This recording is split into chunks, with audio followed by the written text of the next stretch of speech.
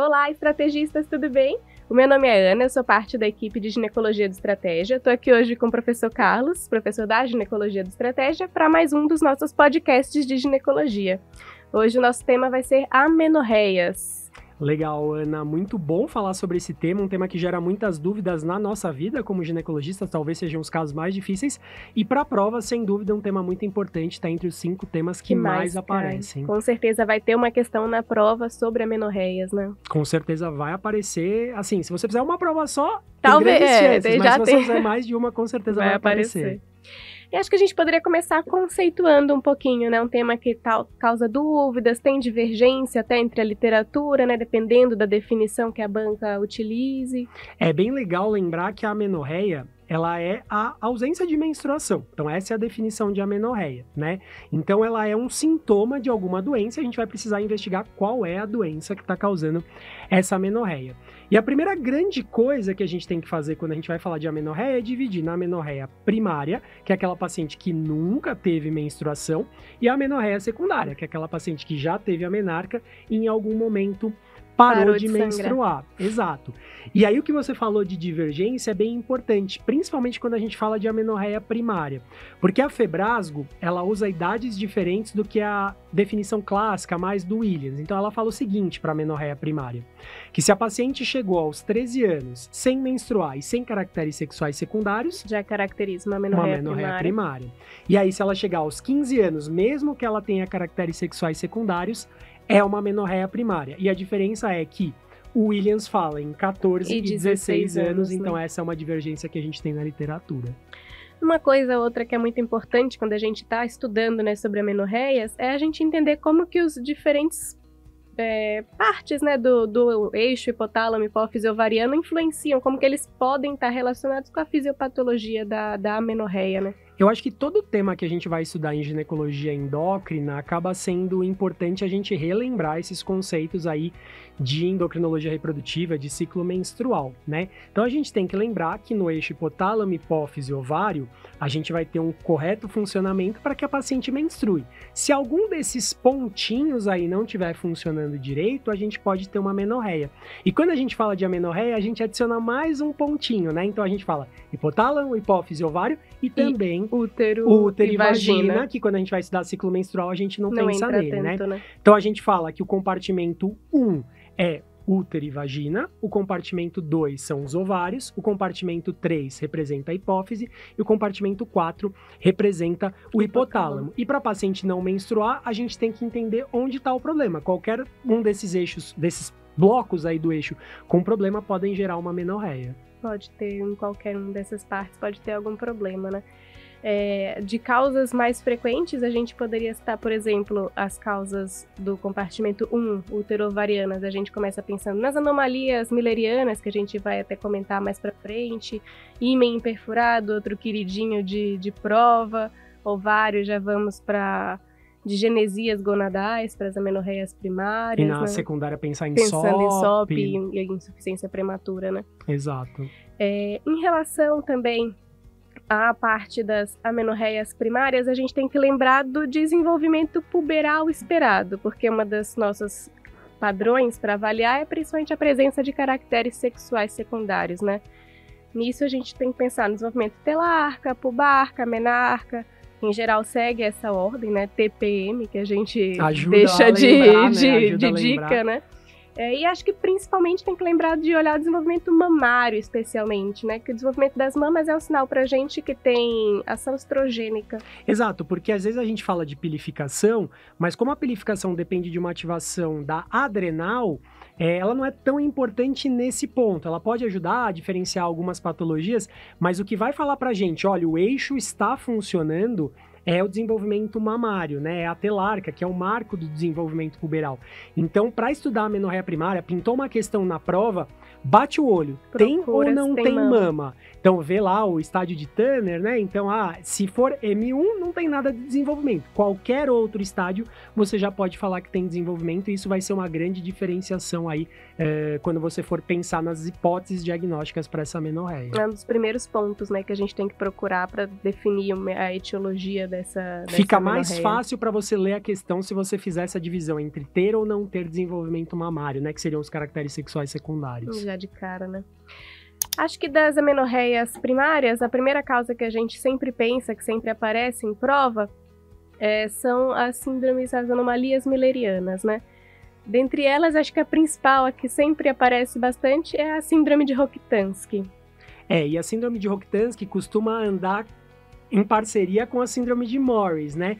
Que não é uma, digamos assim, uma anormalidade milleriana, é uma agenesia, né? Então, saber diferenciar essas duas é bem importante. Então, aquela paciente que vai aparecer na sua prova com uma amenorreia e que ela não apresenta útero e vagina, ele dá qualquer indício ali na questão, opa, tem que bater na sua cabeça. Essas duas hipóteses. Ou é Rokitansky ou é Morris. E aí a gente tem que ir lendo na questão o que ele está sugerindo. Então, lembrar que na síndrome de Rokitansky é um cariótipo XX com ovários normais e que funcionam normalmente. Então, esses ovários vão produzir estrogênio, ela vai ter desenvolvimento mamário e ela vai ter um fenótipo normal. Fenotípico feminino. Exato. A única coisa é que os ductos de Miller não vão se desenvolver. Então, ela não vai ter útero, tubas e terço proximal de vagina, né? Então, é isso que ela não vai ter. Já na síndrome de Morris, o cariótipo é XY, né? Só que o que acontece? Nesse desenvolvimento embriológico. Aí por isso que o desenvolvimento é importante também lembrar de embriologia. A gente vai ter um testículo que vai produzir antimilleriano e testosterona. Ele é funcionante. Qual é o problema? O problema é que esse antimilleriano faz a regressão dos ductos de Miller, então não tem útero, não tem tubas, não tem terço superior de vagina, mas a testosterona que é produzida não age perifericamente. E para desenvolver a genitália externa, ou seja, o fenótipo masculino, a gente precisa dessa testosterona que não atua. Por isso que a gente tem um fenótipo feminino, apesar do cariótipo masculino. Acho que é interessante a gente lembrar, né, que o desenvolvimento embriológico feminino, ele é meio que dependente de não haver ações de outras coisas, né? Então, não tendo o AMH, desenvolvem os ductos millerianos. Não tendo a ação da testosterona, desenvolve a genitália externa feminina. Né? Diferente do masculino, que você precisa ter o hormônio para que haja desenvolvimento, no feminino é a ausência, né? Às vezes o pessoal até confunde, não precisa de estradiol, não. O estradiol, ele vai fazer... Aparece. Ele vai fazer o quê? O desenvolvimento mamário. Mas a diferenciação, né, básica ali na genitália externa e na genitália interna é a própria ausência de hormônios que vai acabar levando, exatamente. Outras causas que tem de primárias tem o ímen perfurado, que aparece bastante, apesar de não ser tão comum, né, como causa de etiologia. Não é tão comum, e aí para as provas a gente tem que lembrar. Então aquela questãozinha que fala que a paciente tem amenorreia primária com dor pélvica cíclica, tem que pensar em causa obstrutiva, principalmente em ímen perfurado, mas também nos septos, né? Então, a chave para resolver essas questões é a paciente que tem dor pélvica cíclica, então ela tá menstruando, mas ela não tá exteriorizando. Então, para lembrar aí do ímen perfurado. E às vezes até comentam, né, de uma massa dolorosa, que é para sugerir de você lembrar do hematocolpo, né, do acúmulo de sangue que não tá conseguindo extravasar. Exatamente. E essas pacientes vão ter perfeitamente os caracteres sexuais secundários, porque o eixo tá ativado, né? Exato, o que falta é a não tem patência, saída, né, que a gente fala do canal vaginal. Pensando em outras causas de amenorreias primárias, a gente já entraria para um lado de digenesias, né, para o compartimento 2, funcionamento ovariano. É importante lembrar que se a gente for dividir, a maior parte das amenorreias primárias são ou por causa genética, e aí a gente vai falar principalmente das digenesias gonadais, ou por causa anatômica, né, que são essas que a gente falou.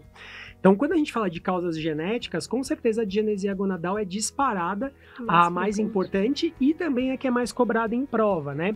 E aí a gente tem que lembrar que aqui a gônada é disgenética. O que é uma gônada disgenética? É uma gônada que não funciona, uma gônada lá em fita. Então, se o ovário não funciona, ou se o testículo não funciona, porque a gente tem que lembrar que existe digenesia gonadal com cariótipo masculino, a gente não tem produção hormonal adequada, né?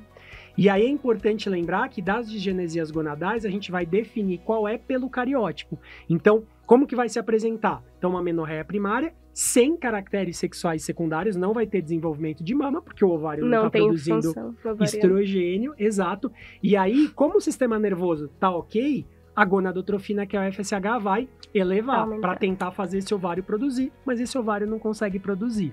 E aí a gente tem as três principais, né? A síndrome de Turner, que é a principal, é a mais comum, aparece também que também mais aparece, e que aí geralmente está associada a alguns estigmas específicos, né? Que é um cariótipo 45X0.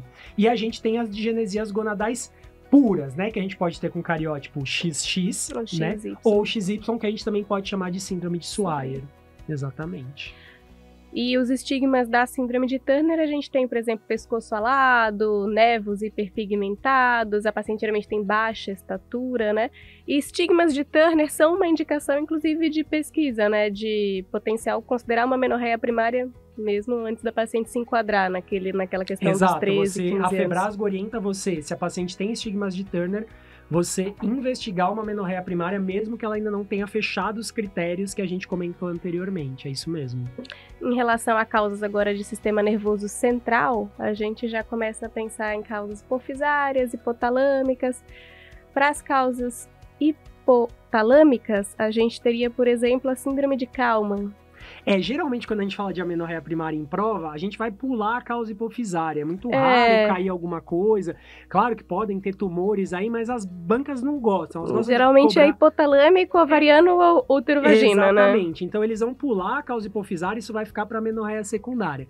Na hipotalâmica, o que mais aparece em prova é a famosa síndrome de Kalman, né? Que é a deficiência isolada de GNRH, né? Então, pode ser por outra causa, mas em geral o que acontece? Aquela paciente, mais uma vez, amenorreia primária, sem caracteres sexuais secundários. Por quê? Porque ela não produz GNRH não estimula a hipófise não estimula o ovário, não tem desenvolvimento. E aí ela vai ter uma queixa de anosmia ou hiposmia, que é um sintoma olfatório. Por quê? Porque os neurônios olfatórios estão próximos dos neurônios secretores no hipotálamo. Então, é uma coisa raríssima, mas que é aquilo. Prova gosta de cobrar. É queridinha de prova, exatamente, né? Sempre aparece. Exatamente, também. sempre aparece. Então, seriam as principais causas aí de amenorreia primária, essas que a gente comentou mesmo. Pra gente pensar num roteiro diagnóstico, numa forma de sistematizar essa avaliação, né, das amenorreias primárias. Acho que a primeira coisa, então, é a gente pensar nos caracteres sexuais. Com certeza. Dividiu, tem caractere, não tem caractere. Não tendo caractere sexual secundário. Aí a gente vai ter que ver onde está sistema nervoso ou ovário. E aí como que você vai definir isso? FSH. Se gonadotrofina está normal, o problema não está aqui, o problema está no ovário. Se a gonadotrofina está baixa, aí você vai pensar, opa, o problema está aqui, e aí a gente vai ter que diferenciar na hipófise ou no hipotálamo, mas isso é mais detalhe, as provas não costumam cobrar tanto. E aí se o FSH está alto, né, porque o ovário não está funcionando, aí a gente vai acabar pedindo um cariótipo, porque a gente vai pensar em digenesia gonadal, qual daqueles tipos que a gente comentou. E tendo caractere sexual, a gente já vai direto para uma avaliação anatômica, né? Pede um ultrassom, vê se tem útero, se não tem útero, e aí também vai acabar caindo num cariótipo, né? Para depender quando não tem útero, né? Para diferenciar. A prova aí, quando tiver querendo que você pense aí nas causas com caracteres, é ter útero ou não ter útero. Porque se não tem útero, você vai ficar no Rokitansky e no Morris, que a gente comentou.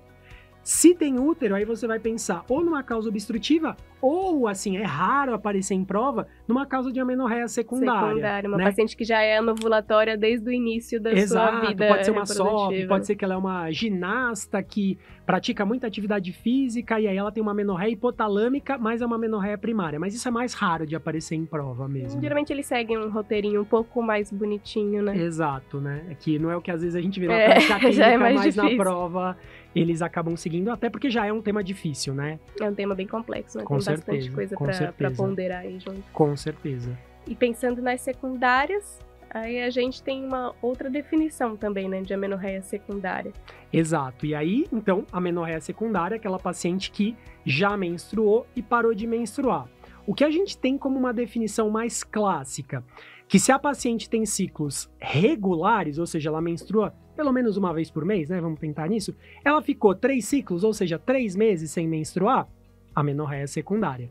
Agora, aquela paciente que já é uma anovulatória crônica, que menstrua a cada 45, 60 dias, aí 3 meses é pouco. Porque antes, né, de definir como amenorreia, a gente vai falar irregularidade menstrual. Agora ficou 6 meses sem menstruar, a gente já pode considerar como amenorreia.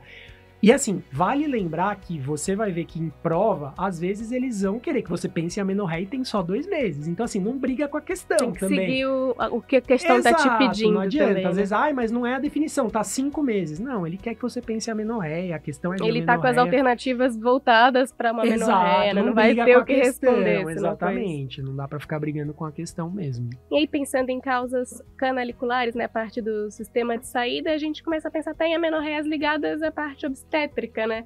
A nossa principal que aparece em prova é a síndrome de Asherman. Eles adoram associar a obstetrícia com a ginecologia quando fala de amenorreia, né? Então, mais uma vez, o eixo é muito interessante para você lembrar, né? Então, lembra, tá em algum desses 4 pontos o problema. Então, vamos começar com causa útero-vaginal. E aqui, diferente da amenorreia primária, você não tá pensando em causas genéticas, malformação milleriana. Não, você tá pensando em alguma coisa que aconteceu ali. Que depois deu algum problema. Já ter menstruado aconteceu. E aí a gente pensa em Asherman, né? Então, questão clássica da prova é paciente que teve um abortamento, fez uma curetagem, depois da curetagem não menstruou. Voltou a menstruar, às vezes Exato. tem dor. Exato, e aí você vai pensar na formação das sinéquias, que impedem ela de menstruar, e aí você vai acabar lançando mão de uma histeroscopia, tanto para diagnóstico quanto para tratamento dessa paciente. Eu acho que até antes, poderia voltar um pouco, a principal causa que a gente sempre tem que pensar numa amenorreia secundária Essa é uma clássica. É clássica, não importa o que a paciente te falar, você tem que fazer um HCG, né? É a causa fisiológica mais comum de amenorreia secundária, é gravidez, então a gente sempre tem que pedir HCG, é mandatório. Se tiver alguma questão que fale, não precisa, tá errado, pode fugir dessa alternativa, porque com certeza não precisa. A paciente, mas eu não tenho relação, não sei quanto tempo, não interessa. Tem que pedir o beta-HCG. Exato, pra gente é mandatório, certeza, né? com certeza. Em causas ovarianas, a gente já vai para a nossa endocrinopatia mais comum, a SOP. Não, com certeza, né? Não é o nosso foco principal falar de SOP, né? A gente vai ter um podcast para falar de SOP, o professor Alexandre domina o assunto, mas lembrar, né, que talvez seja o diagnóstico mais difícil, porque é uma paciente que tem todas as dosagens hormonais normais. Então, você vai ter uma amenorreia normogonádica, normogonadotrófica. Então, a FSH tá normal, a estradiol tá normal, mas ela tem uma anovulação crônica, né? Lembrar que vai fazer o diagnóstico pelos critérios de Rotterdam, né? Então, tem que ter 2 de 3 e excluir as outras causas, né?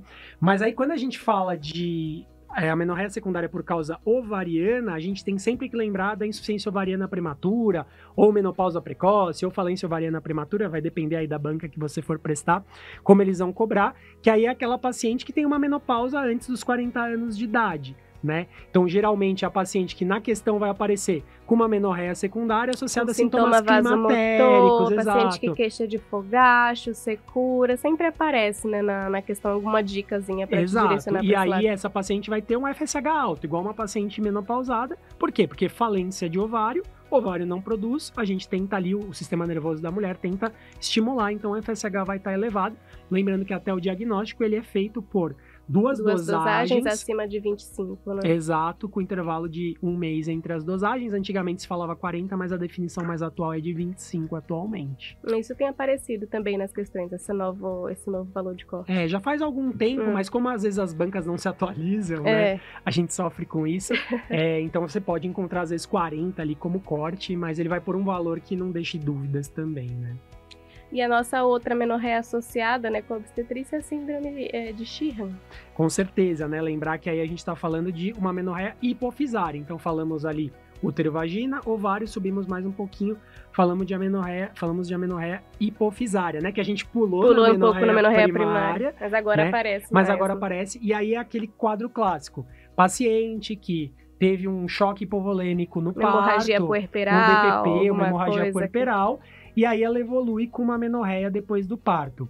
Algumas vezes a questão traz um detalhe, né, que não é só a amenorreia. Tem outros fatores. Né? Por quê? Porque é uma necrose da hipófise. A hipófise não produz apenas gonadotrofinas. Então ela vai ter a galactia, ela não vai ter conseguido amamentar porque ela não produziu prolactina. Problemas da tireoide. Problemas relacionados ao cortisol também. Então, é uma paciente que vai ter outros sintomas, mas é o quadro clássico. É aquele, você leu isso, você não precisa ver mais nada. Então, já procura onde é que está a síndrome de Sheehan, porque provavelmente é isso que a resposta a banca quer, né?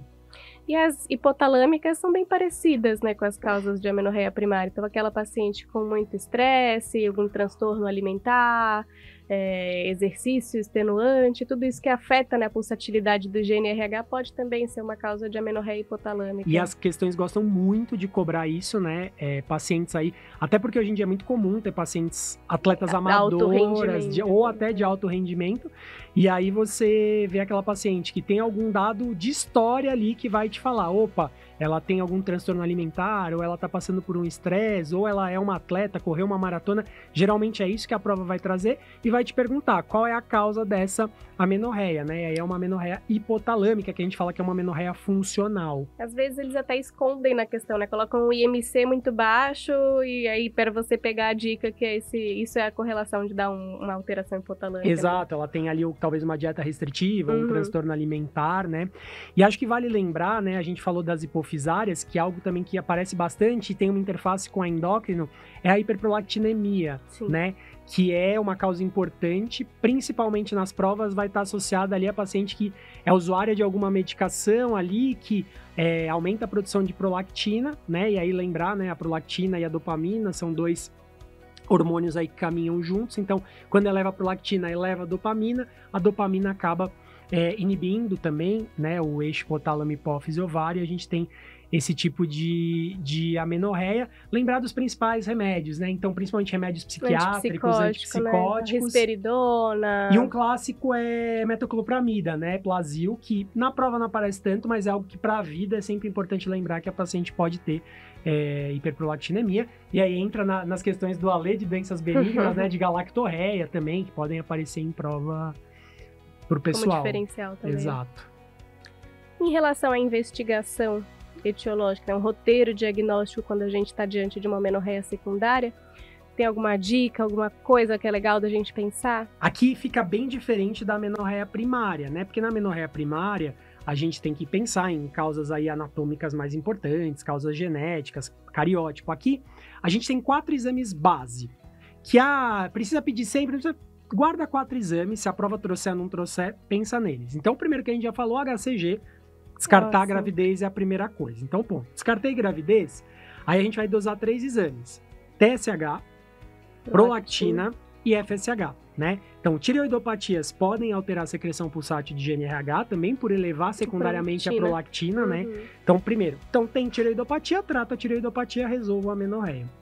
Prolactina alta, trato a hiperprolactinemia, independente da causa, se for um tumor ou se for medicação, resolvo a causa. Se tá normal a tireoide, não tem prolactina alta, eu vou pro FSH. E aí a lógica é a mesma da amenorreia primária. FSH alto, problema ovariano. FSH baixo, problema de sistema nervoso central.